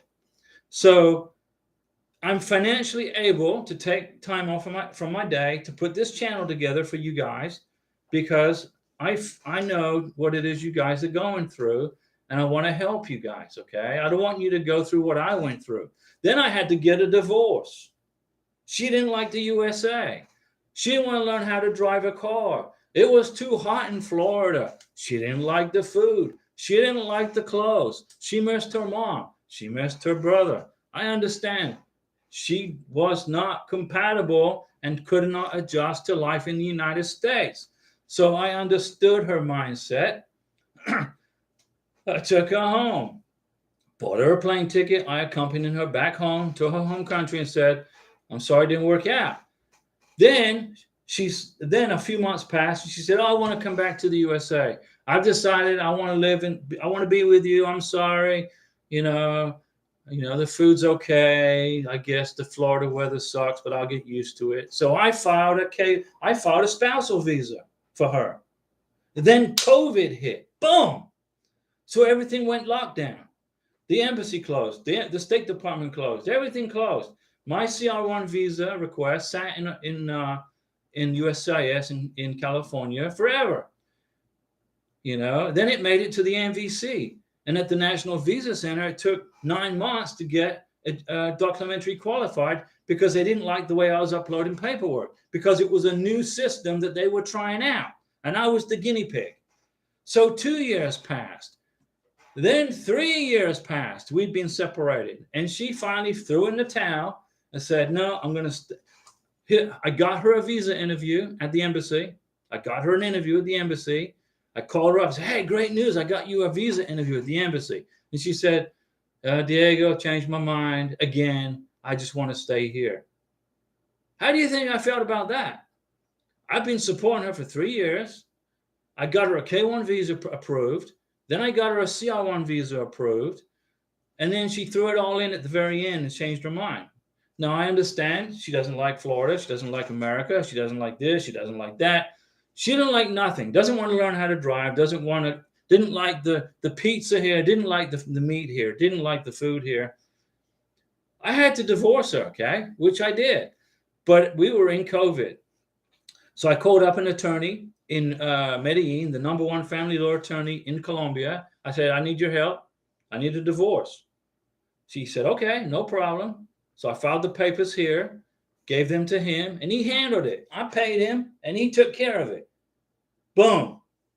I got divorced, got my final divorce decree in my hand, and I was like, whoo, it's done. Thank goodness for that. But I ain't a quitter. I don't roll over and quit. I jumped back. I got back on my horse, and I started riding again, looking for a new, beautiful fiance. And I found Karina from Venezuela in Colombia. She's a beautiful person. She's got a heart of gold. She's intelligent. And I'm going to make her my wife. So I filed for her K1 visa. But in my K1 visa package, I had to explain what happened on my first K1 visa package, because immigration will have all this information in the computer database under my social security number saying, well, wait a second, he filed here. And then he filed for a spousal. And then she didn't show up for the visa interview. So they have to look at all that stuff and make a decision, And I know it's going to be just fine, but it's going to take longer for them to go through my visa package. And Karina, Denise Jefferson, we love Karina, and Karina loves all you guys. She's watching you live right now from Bogota, Colombia, on our big screen TV. I bought a flat screen TV. I was in Bogota when I met Karina for the first time. Her apartment was very small, and I'm like, wait, this place is too small for 2 people, for me. There's no room for me. So I got her a bigger. She found it. She did all the work, but I got her into a bigger penthouse apartment, 4 stories up, overlooking Montserrat. You can see Montserrat and the Transmilenio bus stations right here, and the Jumbo supermarkets right here, and the dentist is right here, and the doctor's right here, and it's easy to get to Central Bogota. And we've been together, over 2 years. And we invite you all to our wedding on the beach in Navarre. Well, I have a person videotaping it, so you can be here with us live. We'll do a live stream when we get married on the beach, so you guys can be with us. Okay, let's see. Denise, Vanessa, let me see. I've been rambling about myself. Sorry. Success blueprint. Can my fiance attend the interview at the embassy in Brazil? It depends on, I don't know. I will find out. I can attend the interview with Karina in Bogota, Colombia, and Brazil is a country in South America with the same family values as Colombia. So I'm sure it's possibly, yeah, but I need to find out for sure. Vanessa, should we staple the documents with multiple pages that we provide? No, 0 staples. Zero. No staples, Vanessa. No staples. You separate the tax returns into binders. I got mine in folders. They're in the back there. 2020, 2021, 2022. Blue folder, blue folder, blue folder. 1040s, tax transcripts, W-2s, 1099s. Blue folder number 2, tax transcripts, 1040s, 1099s, W-2s. And then 2022, I don't have any W-2s because in 2022, I was in Colombia with Karina for 10 months, so I didn't work. But I got a 1099, okay? But I kept all the evidence that I was in Colombia because my income went down. Immigration is going to have a snickily fit that my income was reduced in 2022. And I can present it and say, well, I was in Colombia. Why? Because you guys made me wait almost a year and a half for this visa. I wasn't going to be separated. But my income is now it's 2023. I'm back to work, right? I'm back to work. So I got to work. And even though I don't have my 2023 tax return because I haven't filed it yet, I will have the evidence from my, pay, direct deposit from my Navy retirement, the direct deposit from my job paying me every month. So I can prove the income is going to be sufficient, even though I had a rough 2022, but I wasn't going to be separated. Denise, your journey with the process alone makes you qualified to speak on it. Did you ever get an RFE? Yeah, I got an RFE, Denise. I got an RFE on my first K-1 visa. And the RFE was because I didn't identify the website, which I paid to join, where I met my first beneficiary. When I met my first beneficiary, I met her online. And then I said, when I filed my K-1 visa package for her, I wrote in the letter of intent to get married that we met online, but I didn't identify the website. So I got an RFE and they said, okay, everything's good, but where did you meet online? Even though you checked the box that no, you did not meet through an IMB, International Marriage Broker, an IMBRA, you said no, but you didn't identify the website. So I wrote, I went to my credit card statements where I found where I paid for this website subscription. I printed that as evidence that I was a member of this website. Then I wrote a letter, dated it to USCIS Service Center, which was Nebraska. The first time around for me was in Nebraska, not California. I wrote a letter and said, here's where I met. Here's where I started communicating. I apologize for not including that in my K-1 visa package. Here is my credit card receipt showing where I met her, evidence that I paid. And then 2 weeks later, I got my visa approval, and a week later, an OA2 letter. So, yeah, I got an RFE. I didn't worry. I worried about it then. Back then, I was like having a heart attack. I'm like, what the heck? What else do they want, for goodness sake? But now, no, if I get an RFE now, it's like, okay, I'll respond to it. So, yeah, it's been a tough road for me, Denise. Yenlei, that's shopping. Sorry to hear that. No, don't be sorry. Don't be sorry, Yenlei. I'm happy. I'm happy that happened, okay? God's in control of my process, totally. If that hadn't happened, I would not have understood this process. If that hadn't happened, I wouldn't have met Karina. If this hadn't happened to me, I wouldn't have been able to put this YouTube channel together to help thousands and thousands of people through this process. So you know what? I'm glad that happened to me. I'm glad I went through that experience because I grew and I learned from it. I never, ever fail at anything. Okay. I either learn from it or I succeed at it. Okay. Janny Brielle, yay, we will be dressed for the wedding. Yo, Janny, great, thank you. Denise, I too moved my fiance and his family into more suitable housing. Good job, Denise. However, I'm not sure if it is positive to share the details with immigration, afraid of giving a bad impression. Denise, when you fill out when you help with the DS-160 and when you do the I-134, that's when you put the address of your beneficiary in there. You don't have to bring up that you relocated her or him. That's irrelevant. Don't worry about that. Okay, you'll be fine. You'll be just fine. Karina was living in an apartment that was so small, it was impossible for me to live there with her. Well, it wasn't impossible. I didn't like that living arrangement. So we got her out of there. I got her out of there. I can afford it. So I'm paying for, here in Florida, and I'm paying for an apartment in Bogota. But that's okay. No problem. I got all this evidence. My name's on the rent in Colombia. Immigration says, oh, you got a proof relationship. Really? I got 10 months of living together. Actually 16 months of living together. And my name's on everything, everywhere in Colombia. Let's see. Let's get these questions going here. Ishani. Hi, Ishani. Hello, Diego. Greetings. I am reading a lot of K1 filers from the month of April receiving an OA2. Yay, great news. We filed the K1, received NOA1 on the 8th of April. I haven't received my NOA2 yet. Ishani. Immigration are not adjudicating these visas in order of receipt. They're pulling them off the shelf and adjudicating them. That's it. That's their order. My NOA1 letter's April 18th. They haven't looked at mine yet. You know, once every 2 weeks, I'll do a case status check. Once every 2 weeks, and it's still there sitting on the shelf. They haven't looked at it. They'll get it to you. Don't worry. You'll be fine. It's shiny. Relax. You got it. Daggy, can you please make a video on the income requirements you mentioned? Yeah, I already did, Daggy. I made a video on the income requirements for 2023. Just look through the videos.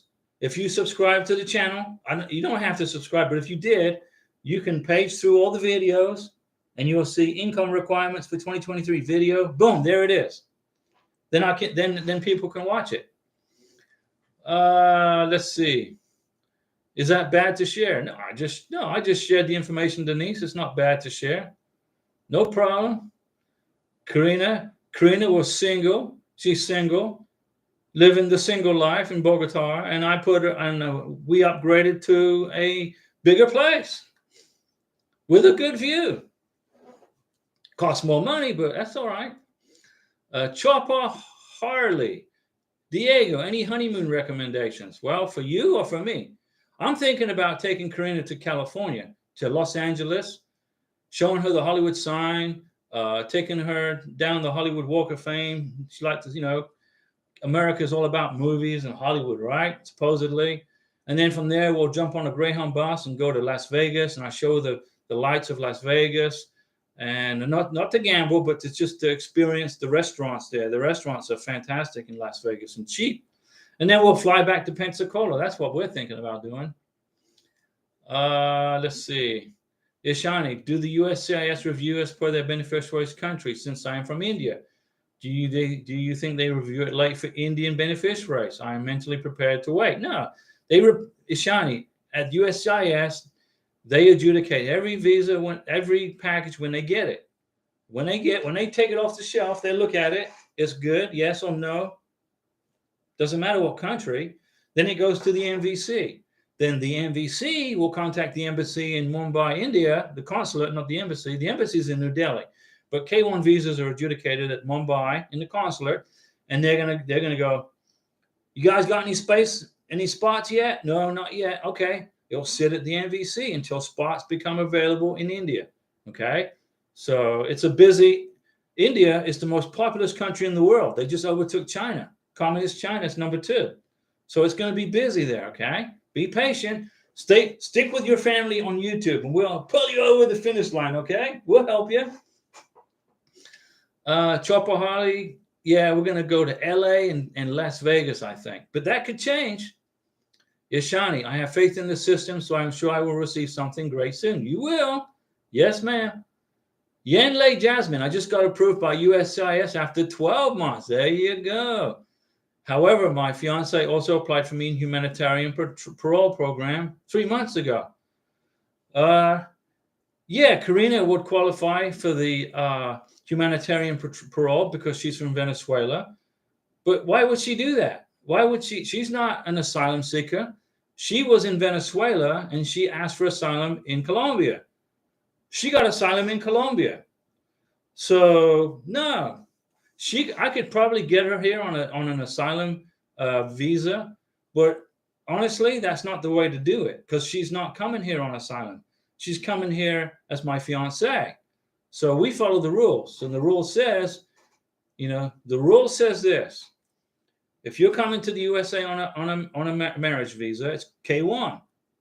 If you're coming here on an asylum seeker, Then you go, you fill out form, the sponsor fills out form I-134A online.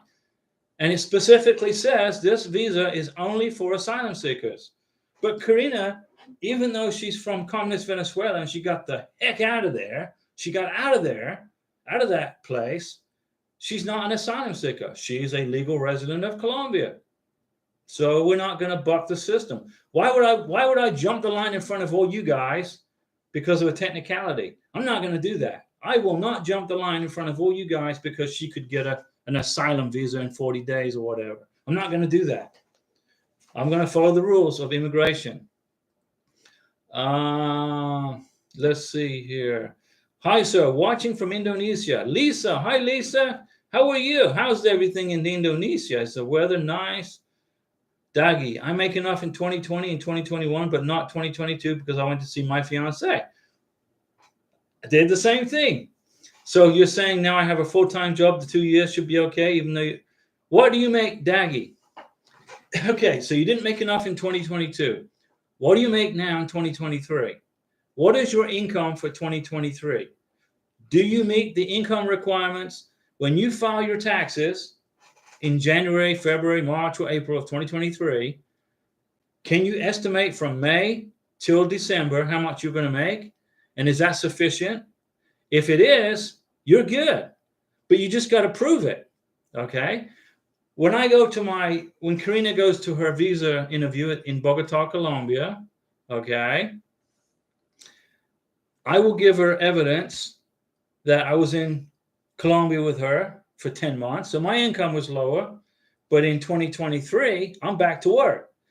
I will present evidence to Karina, which she will give to the immigration officer probably in November or December, that my income is way sufficient because I'm back to work. Maybe it wasn't in 2022, but in 2023, no problem. Daggy, if you can prove through bank statements, direct deposits, payroll slips, pay stubs, etc., that your income is sufficient, you're good. Relax. You're going to be just fine, okay? Most of you guys didn't know that, did you? The immigration officer will take, even though they asked for last year's tax return, if your income went up from last year's tax return, if you can prove it, when you fill out USCIS form I-134, you're going to put in the block here, what are you going to contribute to your beneficiary? You're going to put in your yearly income for the new year, right? Not from the last year. So the immigration officer is going to look at USCIS form I-134 and say, hey, your income is sufficient, but why does your 2022 tax return is less, is not so much? Well, I was with Karina in Colombia for 10 months, but now this is what I make. Okay, you're good. You just got to be able to prove it with evidence, which I can do, which you can do, Daggy. Ishani, thank you for always motivating us and bringing a smile to our faces. Yay, Ishani.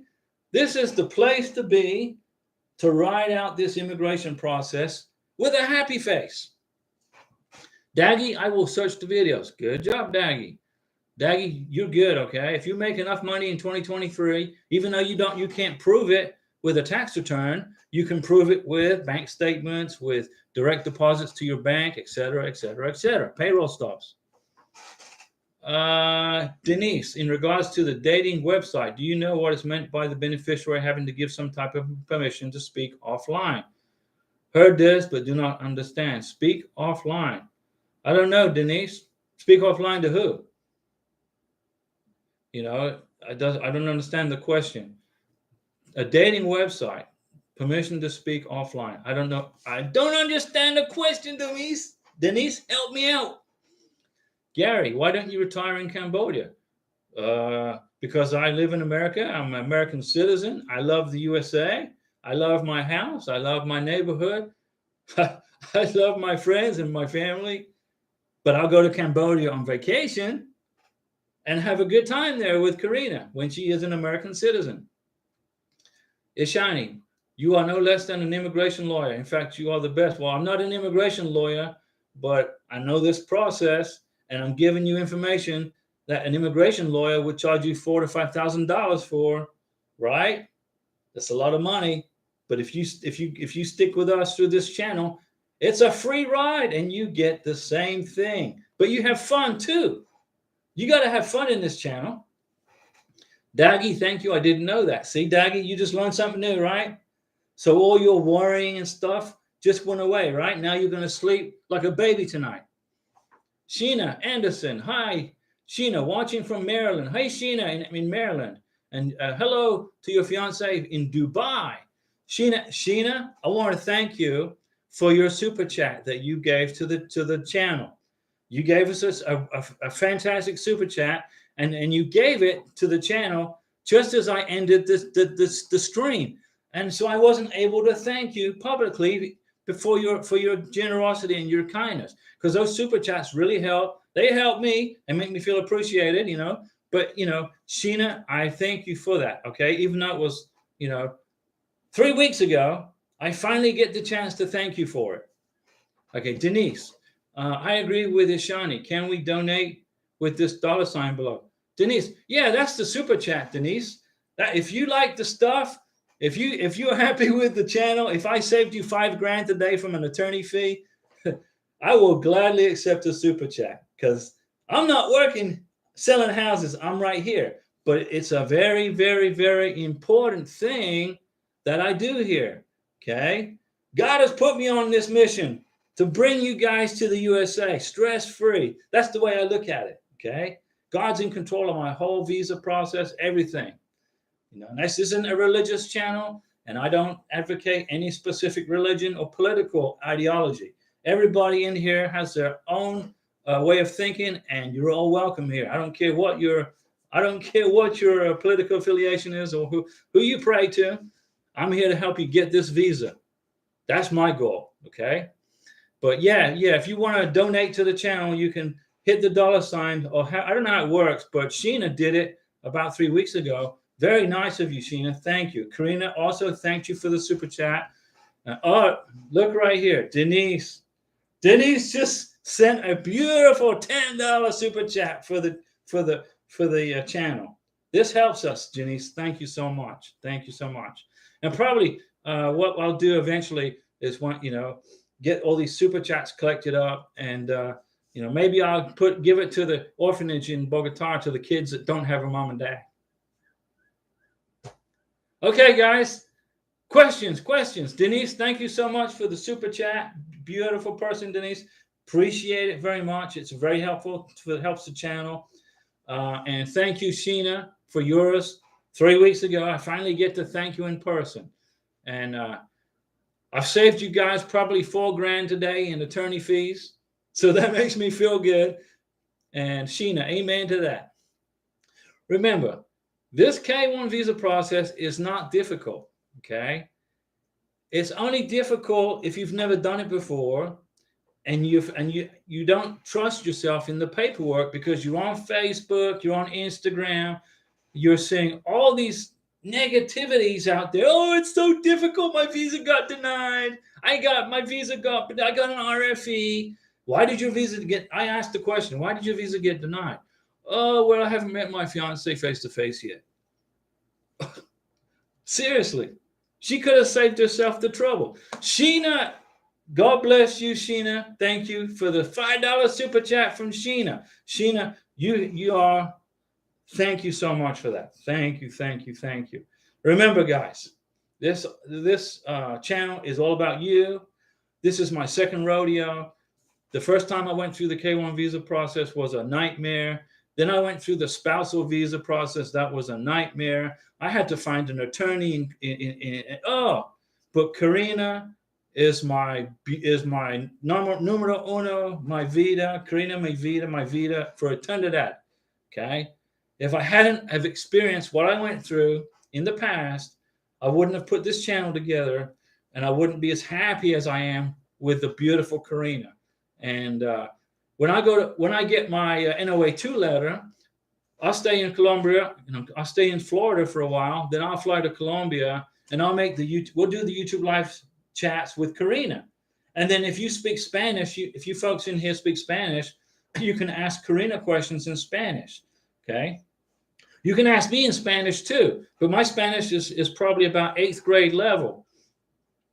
I learned Spanish so I could I know what Karina was telling me to do. Karina wants me to do something. She'll tell me in Spanish. I got to know what she wants me to do, right? So I learned Spanish. I put this Duolingo app on my iPhone, and that was a great help. So Denise, thank you for the super chat. Sheena, thank you so much for the super chat. That's like, it's greatly appreciated. But give me some questions, guys. Letter of intent to get married. Do you know how important that is? If you don't include a letter of intent to get married in your K1 visa package, you're going to get an RFE. And you got to have 2 letters of intent, one from you, one from me, and one from your beneficiary. And Karina wrote hers in Spanish. I translated it into English with a certified translation company, the Spanish group. They don't pay me to say that. Boom. Let's see. Denise, we are most grateful because you continue to answer repetitive questions as if you've heard them for the first time. Yes. Yeah, no problem. The patience of job. Enjoy your evening. And yeah, Denise, thank you again for the super chat. I will, if 100 people ask me the same question 100 times, I will gladly answer it 100 times because I know how important this is to you guys. One security squad. So how deep do they go with your work history? Well, they'll do an FBI check on you. They'll run an FBI check on you. Whatever the FBI has on you is what you'll get. But don't sweat this one security squad. You're going to be just fine. Susie Galdames, my fiance has a daughter. Does she need to go with him for the interview? Yes, Susie, absolutely. Doesn't matter how old the child is, 0 to 18 or 21 is the minimum cutoff. The child has to accompany the beneficiary to the visa interview 100% of the time. Okay, guys, I'm going to log off now. I've been talking for Tresor Sala, Tresor. $20 super chat from Tresor, ladies and gentlemen, boys and girls. Woo! Boom! High five. Thank you, Tresor. I will tell Karina, Tresor, of your generosity. Thank you so much. Ishani, I am so sorry I'm unable to donate. Ishani, no, it's okay. It's okay. Don't worry about it. Ishani, don't worry about it. You're good. Just stay with the channel and we'll help you get you over the finish line, okay, for your visa. Tresor Sala, thank you, Diego. Tresor, thank you. Susie, thank you. Okay, guys, I am going to go and get something to drink. Mountain Dew, preferably. I got it right here, but it's nice and warm now. Sitting in my office, so I'm going to get a cold Mountain Dew from the fridge and cook something to eat. And I will be back on Saturday for live stream with Diego at what time, guys, on Saturday? Do you remember? Do you remember Saturday live stream? 7 p.m. 7 p.m. Saturday. Okay? And Lizzie D, real quick, what do you prefer, Clearwater or Panama City Beach? My fiance has never seen the beach. My favorite beach in the whole world, was Paleokotstrica Beach in Corfu, Greece. I'm sorry, but it was. And my second favorite beach in the whole world is going to be Fort Walton Beach. Okay. Clearwater's nice. I like Clearwater. I like Panama City Beach. I used to live in Panama City. When I was in the U.S. Navy, I was in Panama City. I lived in Panama City. I would go to the beach on the weekends, went diving there. St. Andrews Bay, I believe. But Fort Walton Beach is my second favorite beach. But my favorite beach in the whole world is Paleokotstrica Beach in Corfu, Greece. Pink Rose. Hi, Diego. Thanks a lot for you and your concern. You are the best. Wish you get your NOA 2 letter soon. Thank you, Pink Rose, and be with your pretty Karina. I miss her dearly. And I wait for you, and you deserve a party, okay? But I'm going to have a party in the kitchen, cooking dinner. Karina is watching from Colombia. I don't think she can see the questions and the super chats. She can't see that because only I can see that to protect your privacy, okay? I protect your privacy. But it's time for me to log off, and I will see you Saturday at 7 p.m. Central Time. Stay positive.